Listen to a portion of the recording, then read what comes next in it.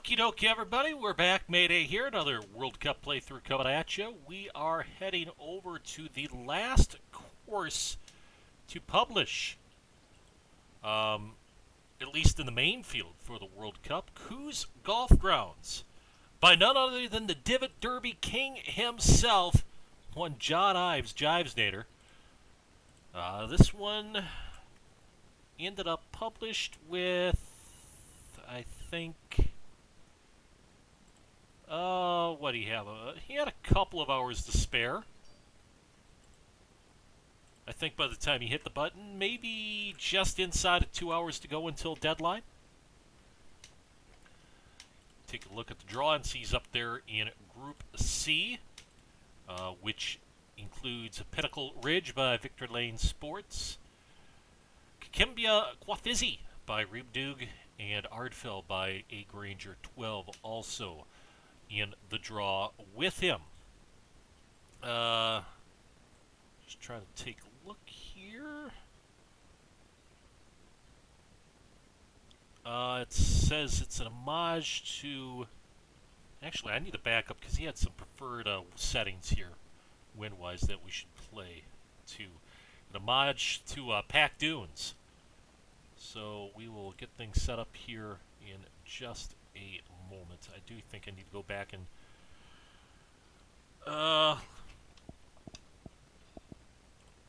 it does say he's got prevailing winds. Let's go summer. Let's go summer winds. Let's go out of the south.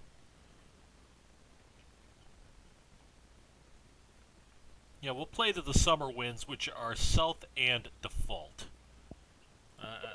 That sounds fine to me.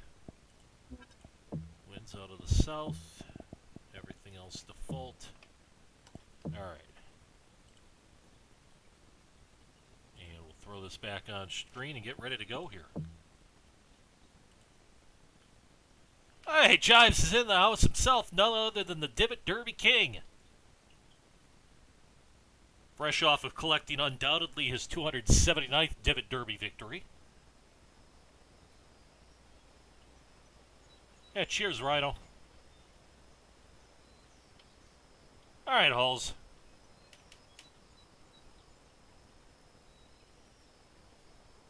See, the most broken planting scheme in the contest. It is, shall we say, minimalistic. There is a clubhouse, which I believe is a step up from Havery Hills, if I'm not mistaken. There is a parking lot. Whole bunch of purple cars there.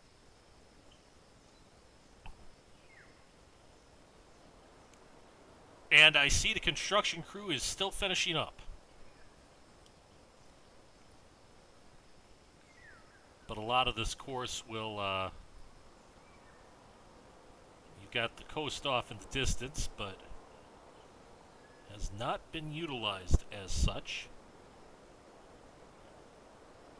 Everything pretty much playing back inland on this plot.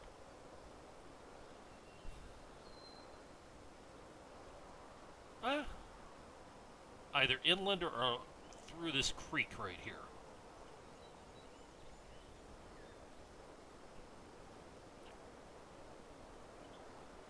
Oh, there's going to be a second coast coming that's coastal.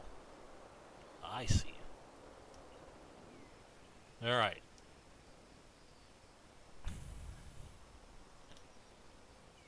Opening par 4. We got a little power slot right here we can hit up into.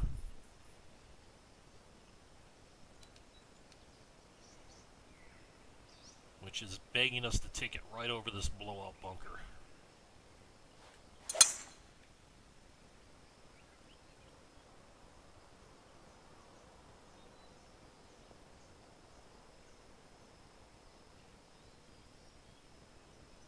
Well, we certainly can't see you ran out of plant meter for it, Jives.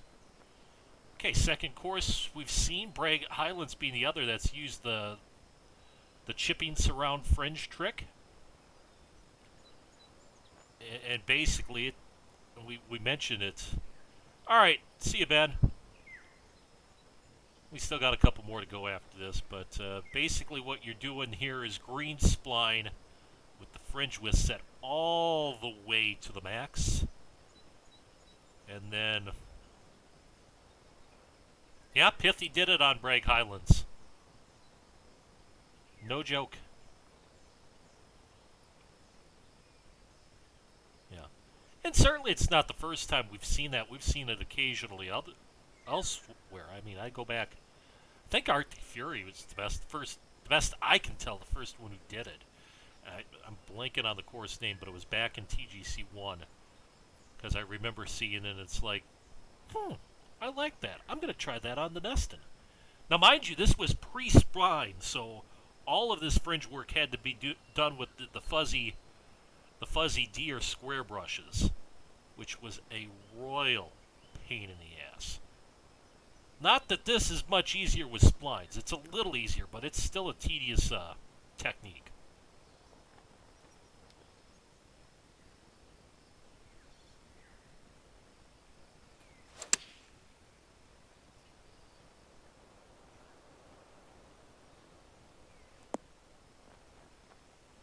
Mainly because you've got to be so careful with how you place either your brushes, your splines, however you do it. Because if you get them too close together, the fringe texture suddenly becomes green.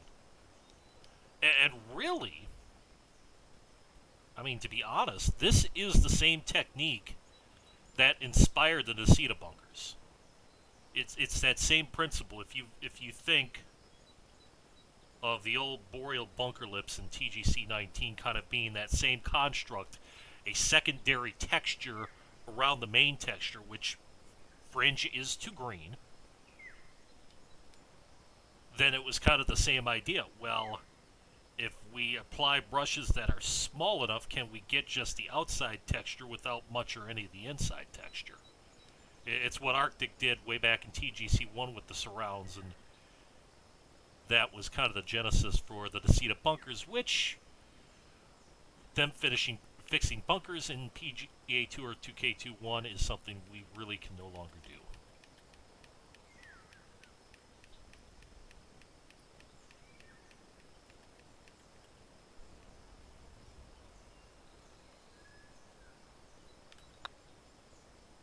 Hey, Dan.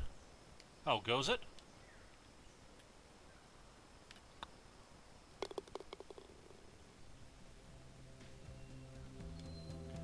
Sorry, Jives, I made a par. Better luck next year. But yes, as Jives pointed out, he has done this on the greens as well. 85. We're going to get up to a balmy 38 today, I think. But it is supposed to be 60s by the weekend, so. And golf courses around here open tomorrow.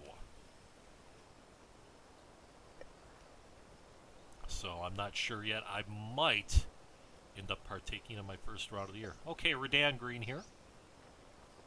Almost, certainly not as pronounced, but almost got a little bit of a thumbprint here like CLV did at Happy Camp Canyon. This is not the wind I want for this hole. Oh, damn it, it's uphill too.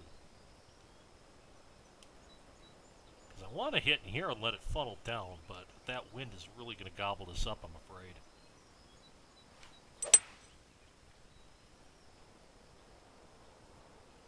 Well, that ain't bad. That's about where I wanted to land it.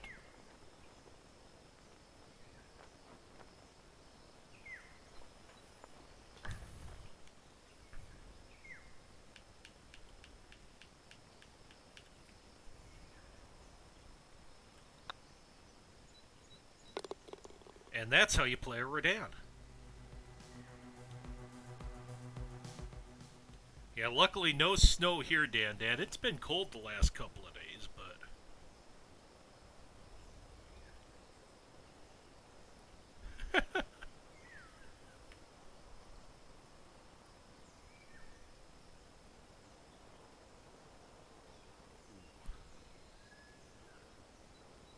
Alright, this is back-to-back courses where we've had... Oh, wait, have we done... We've done a double green, haven't we? We've done 2 green sites on this hole, haven't we?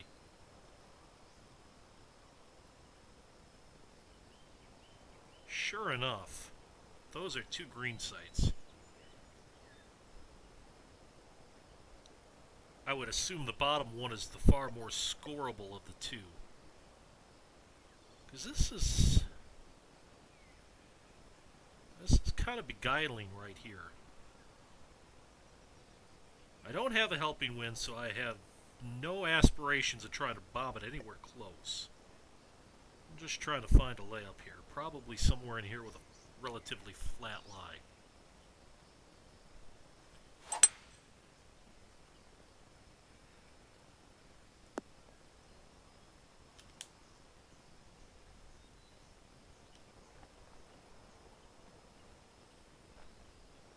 Green almost looks like a duck foot.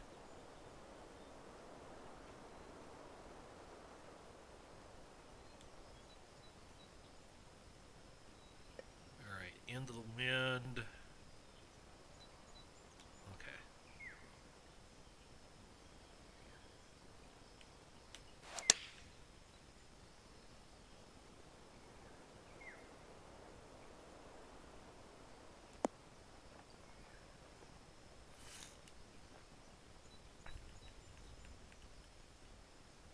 Be interested to see how that plays down to the bottom green location.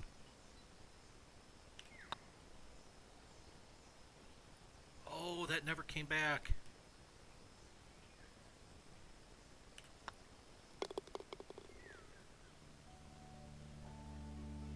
Sleep paralysis demon.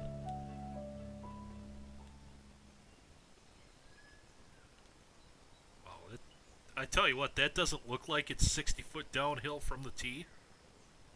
It's kind of an optical illusion. It is a ways down there.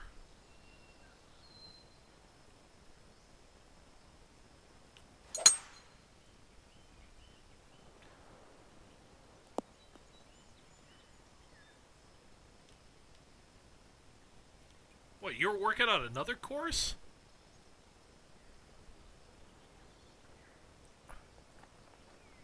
It's almost a little punch bowl back to this whole location. And I could see if this hole's playing back into the breeze, you've got a little slope to help you out here.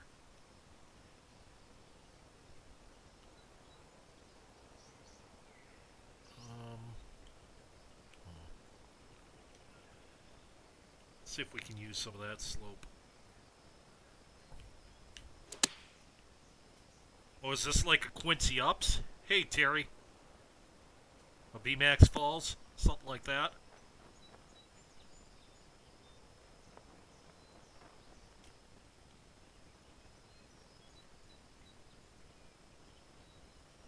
Ah, I see. Gotta love the fumble dimension.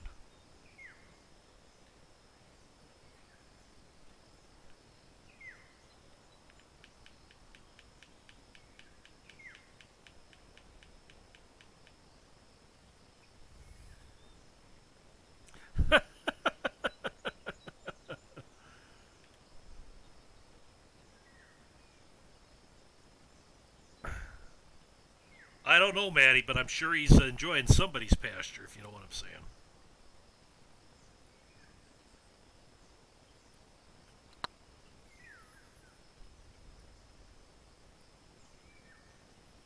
Ooh, that was a good run.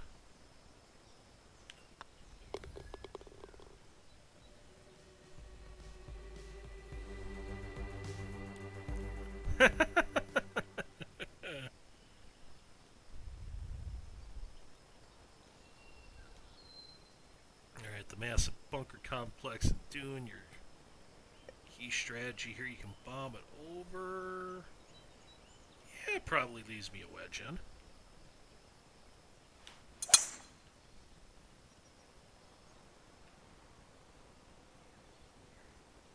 A little saddle this fairway sits in definitely helps. Makes that drive a little more forgiving.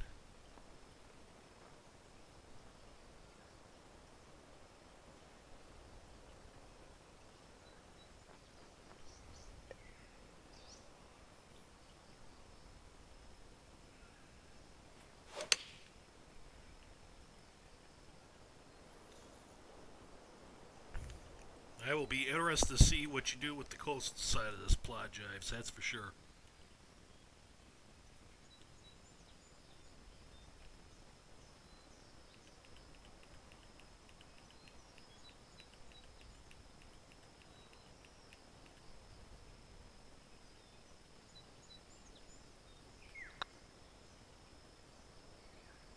Oh! That thing straightened up literally right at the hole. You dirty dog, Jives.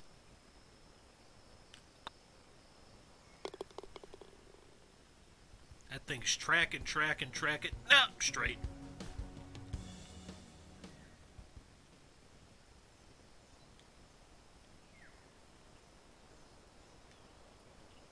Alright, par 5 here.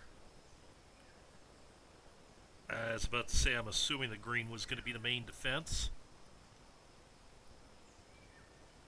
It seems pretty straightforward off the tee.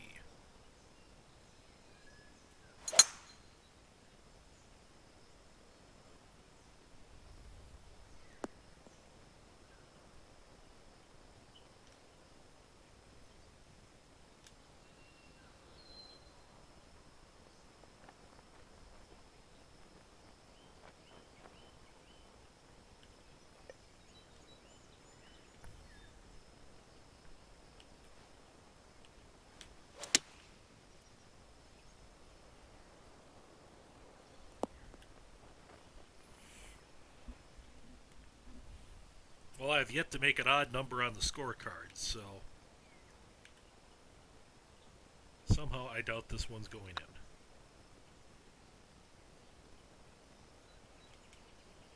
in. Yeah, still haven't made an odd number on the card. 5 fours and a deuce.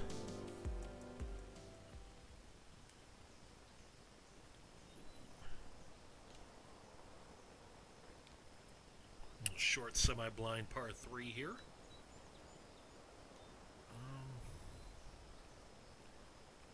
I feel like the wind's going to help me out just a little bit. Oh, and then I hit it very fast. That is another one of those that was a far better result than what it deserved.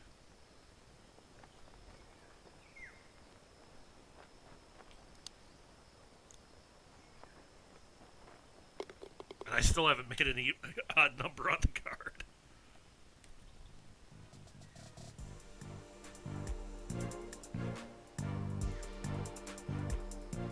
Yeah. I'm sure that's exactly how Jives intended this hole to be played.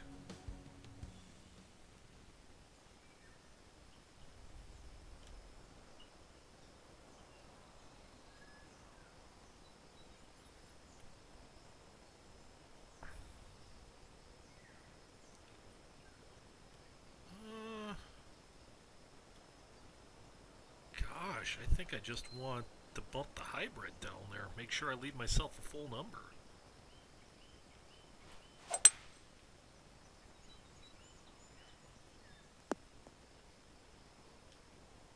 260 with a hybrid, leaving me a wedge in here to a very long, skinny little green. And that's why I wanted the full club in. I had a feeling that was going to be a teeny tiny little target.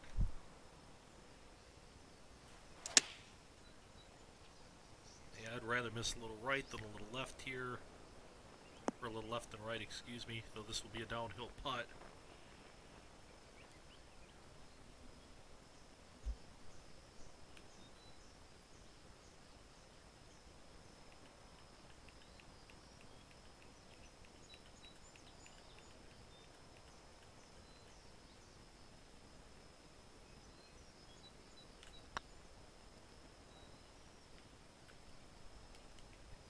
And the string continues. All our birdies have come on the 3s and 5s.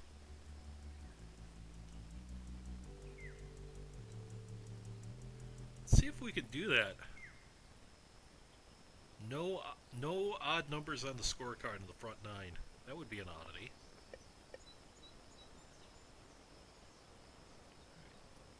Back-to-back long, skinny greens.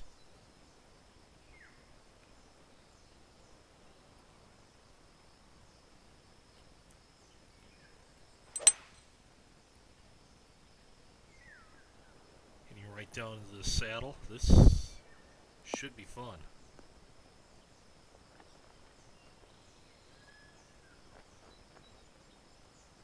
Hey, Indigestion, how goes it? Going through some World Cup playthroughs here. Coos Golf Grounds is where we're at.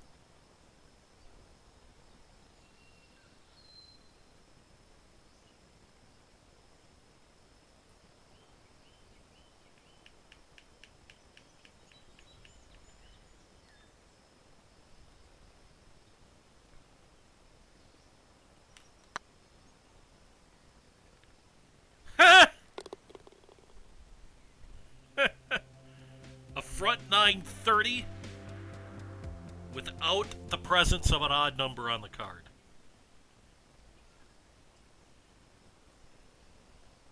Oh, back-to-back par threes. Long and short. With a donut. We've got the raised donut, guys.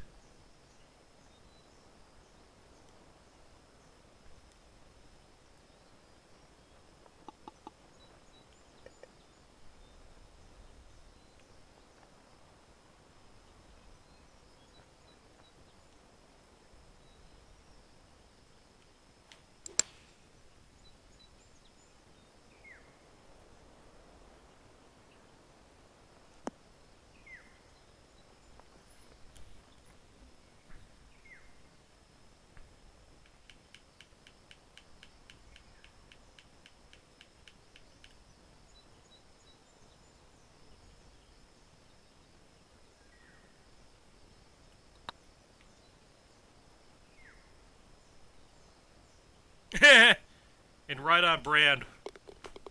9 holes without an odd number, then we make a par. On a par 3. It was bound to happen. Alright, so. Going around the corner here, but if we're banging driver, we're kind of up into this area. So this is where we want to get, but even so, I think that might leave me... What's that leave me in if I hit right in here? It does. I still got a full club if I do that, so, okay.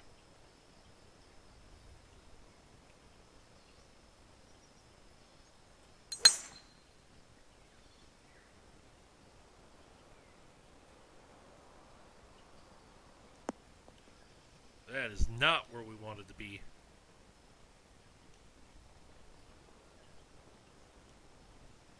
But I think we can get away with it.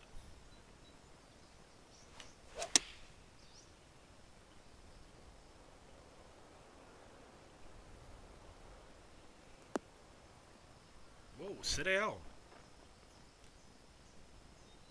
Ha, that would explain it. Big downhill green.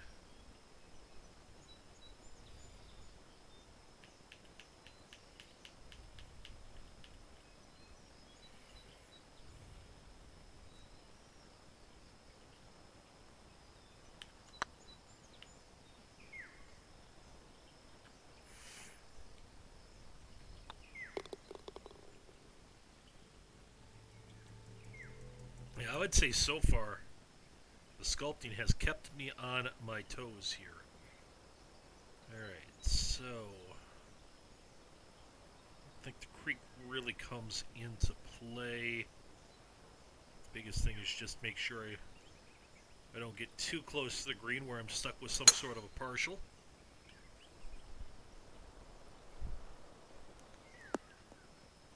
And that should suffice. Yes.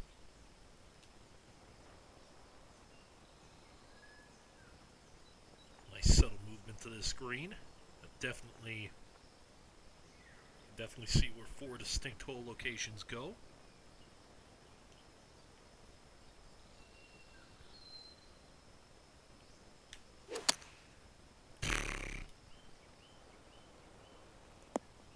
And we got away with a bad swing there.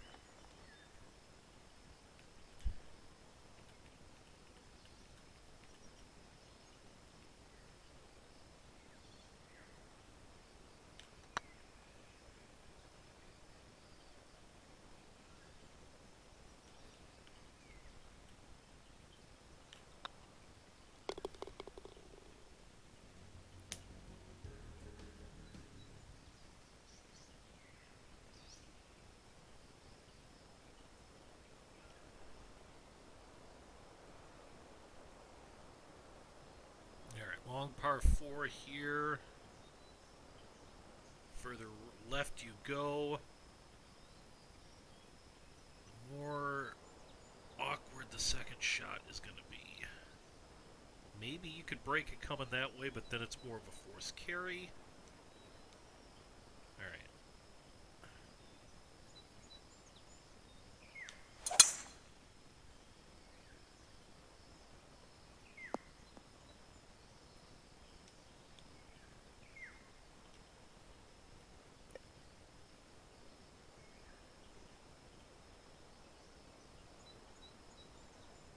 That's where you can really see how the tee boxes are also the fringe, because the game gives you the green grid on the fringes as well.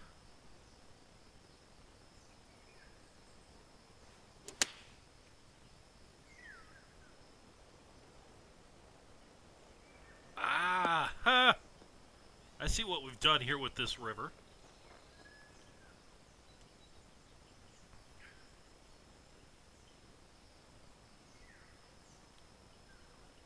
Alright, let's just take a look at the river. He has done this as a sandy corridor, so this is all double plane.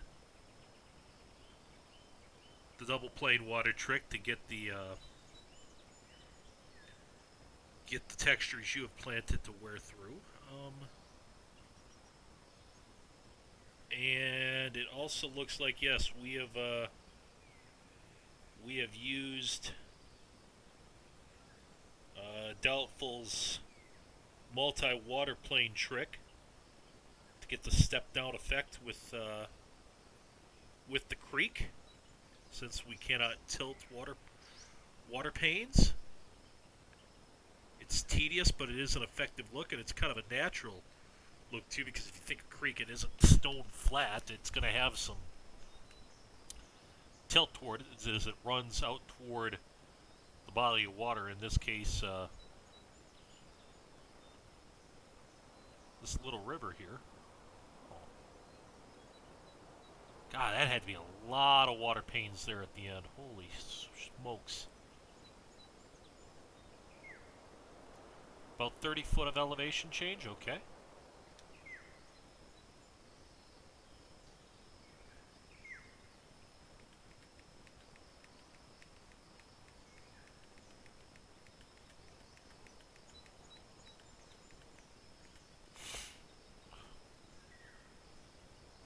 And then another 70 to the ocean. That would make sense. And I appreciate that you resisted the urge to make that a waterfall.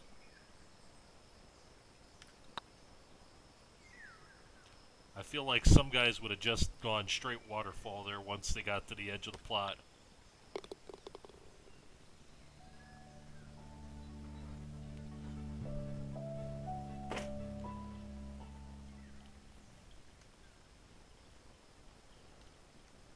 Par 3 here. Auto loss, no waterfall. No, Dan, the auto loss is that I didn't birdie the first hole, so...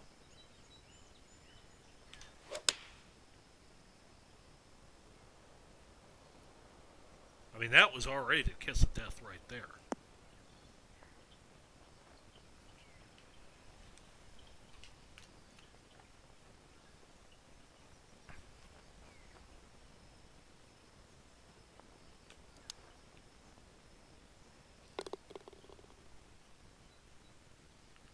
Playing for chips.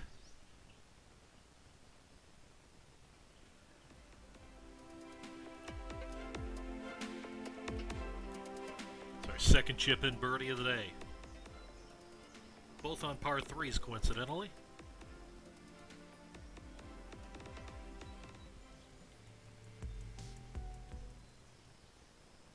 Follow with a par 5.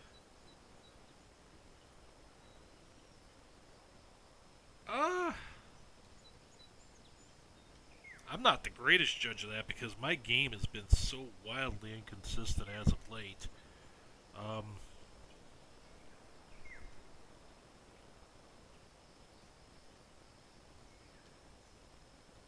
But I would say I could see this pretty easily on Kinetic or complete. Yeah, Dan, he'd have a better eye than I would, so he says he hasn't seen anything thus far that wouldn't put it on CC.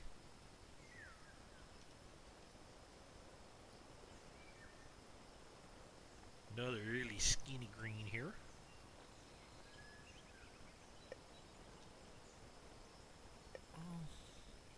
Let's see if we can pump a 9 back there. Oh, geez, we're coming into a par 5 with a 9 iron. The joys of a tailwind.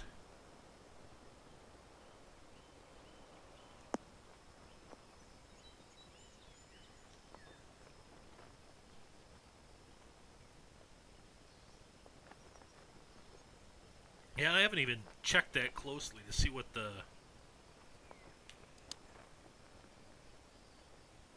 these are running at, because I left that on default. 154? Okay. Yeah, I could see 163, as you mentioned in your judging notes, being as frisky as you want to get with these.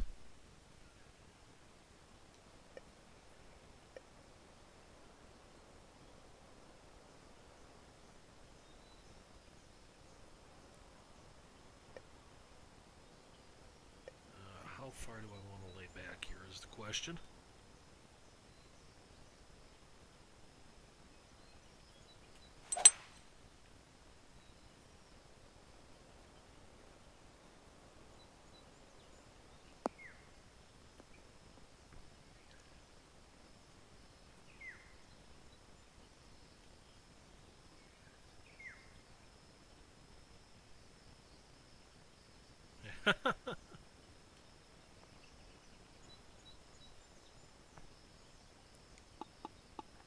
Well, yeah, we got to throw those Platt guys off somehow. Can't always be on 187, right?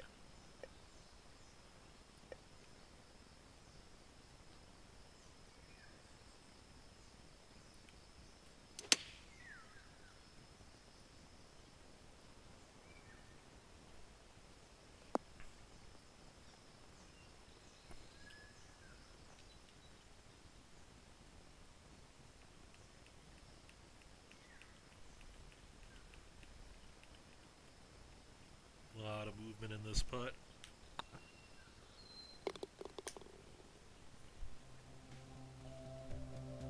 Alright, we're getting on a little run here toward the end.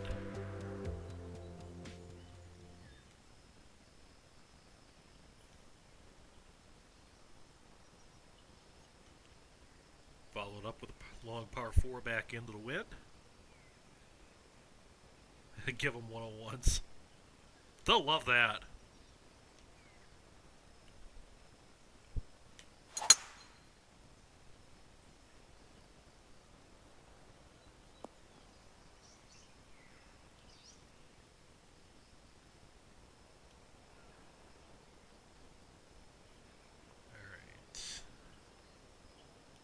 Like the number here.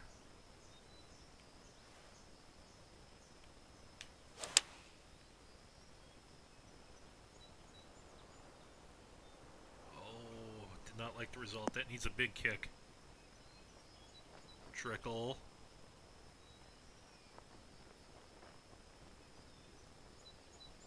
We got away, and that's I'll say this: if that texture is fairway, I don't know if that trickles all the way onto the green.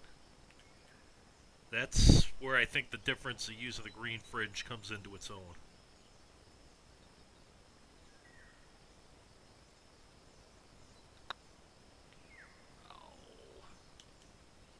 And we do that with the putt. After that great of a break, you don't take advantage of it.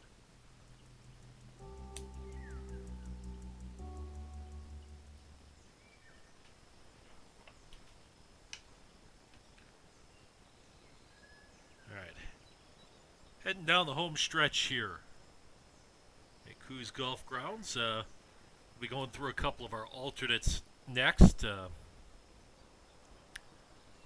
Next up, we're heading over to Hallsball's course, which is Ross McOwen Golf Links. So stick around for that, and then we're going to finish things off with Parched Parrot, which will, believe it or not, get us through our entire catalog of World Cup main courses and alternates. Trail Ducker, I haven't played Parched Parrot yet. Knowing Jaren, though, that doesn't surprise me. Just because he is not afraid to be bold. So,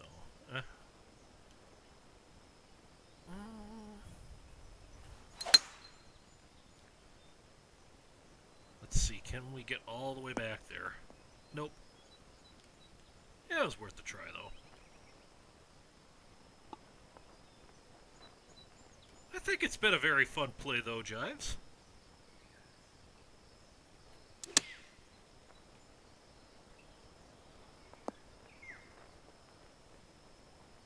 We'll be interested to see how the judges rate this one.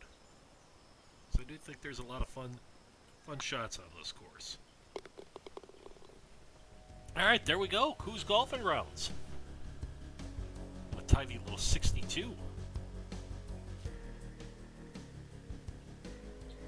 he's up there, as you can see, in Group G or Group C, excuse me, with Reed, with Victory Lane Sports, and with Granger. Yes, nice course indeed, Jives.